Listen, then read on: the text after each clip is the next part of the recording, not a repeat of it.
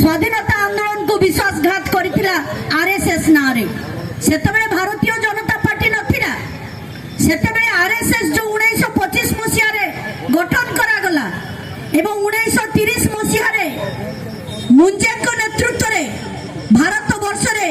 जो विभाजन राजनीति सावरकर को नेतृत्व रे हिंदू महासभा नेतृत्व रे जो विभाजन राजनीति घटिला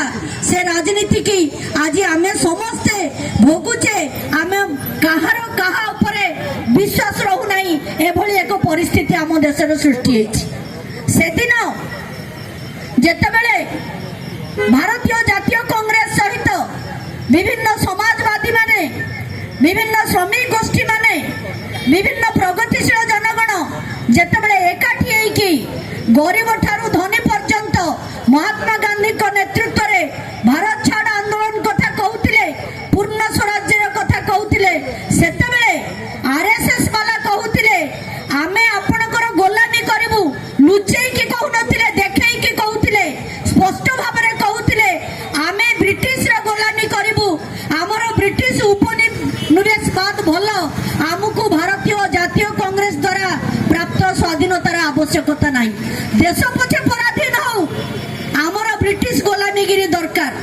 जेतेबेले जने आरएसएस रो कर्मी कहिले भारत छाड़ आंदोलन में मु शामिल होवा पई चाहूची सेतेबेले तांकर जे हेड ग्वार थिले से कोन कहिले कोन तो छुआ पिला घर संसार देखे से कहला मु आगे छुआ पिला घर संसार देखिची